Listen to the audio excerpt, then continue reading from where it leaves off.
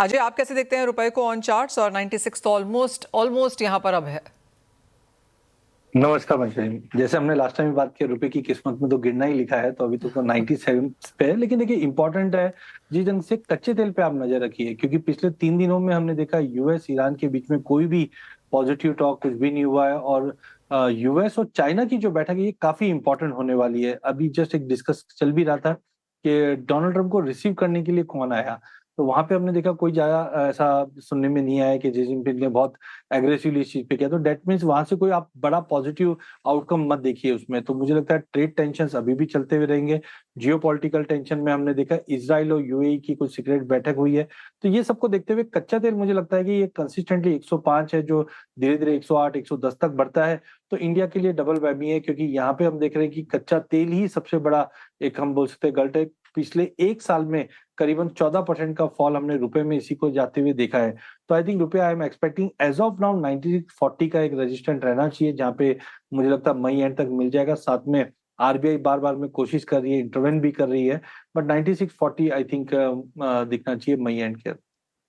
Okay, 9640 यहाँ पर मई and तक देखने को मिल सकता है, यानी कि अगले 15 दिन भी यहाँ पर रुपए के लिए थोड़े से वीक रह सकते हैं और गिरावट रुपए में एक्सपेक्टेड है। वो आप देख सकते हैं पिछले 12 महीने में 13% जैसी गिरावट रुपए ने अब तक दर्ज की है, और ज़्यादा बड़ी गिरावट जो है वो पिछले 3 से 6 महीने में आती हुई नजर आई है।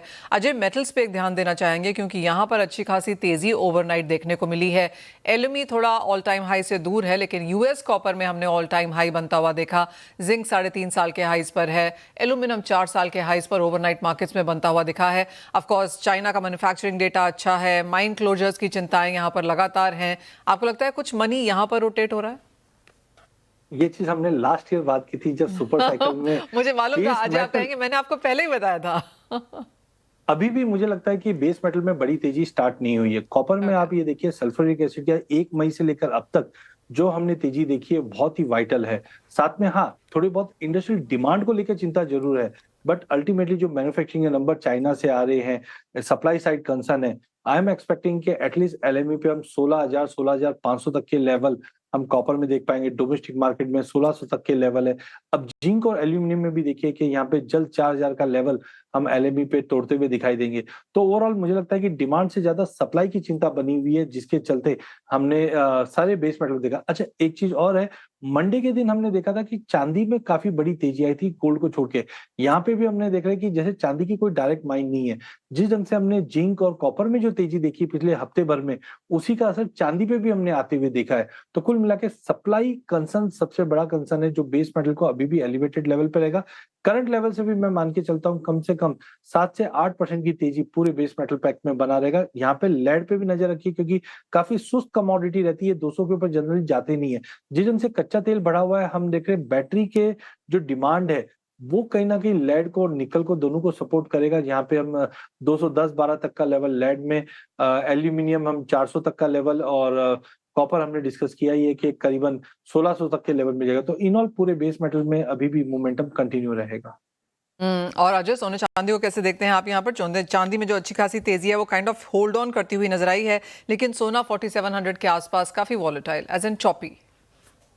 सो एज ऑफ नाउ 3.8 इन्फ्लेशन का नंबर है, ये चिंता करने वाला है। और कच्चा तेल बिल्कुल भी अभी 100 के नीचे जाने का मूड नहीं दिखाई दे रहा है। तो इसकी वजह से जो लॉन्ग टर्म अगर हम देखते हैं, तो हो सकता है हम दिसंबर तक अब रेट हाइक हम होते हुए देख पाए। अगर ऐसा है तो लॉन्ग टर्म गोल्ड जल्दी ऊपर नहीं जाएगा। और सिमिलरली चांदी में, यहाँ पे गोल्ड सिल्वर रेशियो में जो हमने बड़ा फॉल देखा है, ये दर्शा रहा है कि चांदी आउट परफॉर्मिंग है। ठीक है, लॉन्ग टर्म सब अपनी जगह पे सही है, बट करंट लेवल से मुझे लगता है कि दोनों काउंटर पे अभी जो तेजी आई है कल की, वो खाली ड्यूटी एडजस्टमेंट की वजह से हमने ये तेजी देखी है। तो आज मुझे लग रहा है कि प्राइजेस जब तक $90 का लेवल हम इंटरनेशनल में तोड़ते हुए नहीं देखेंगे, नीचे में फिर से 82 81 का इमीडिएट सपोर्ट। बट कुल मिला के वापस हम देख रहे हैं कि 75 76 तक चांदी आती हुई दिखाई दे रही है। हमारे साथ राघव धीर भी हैं अब यहाँ, जो यहाँ पर धीर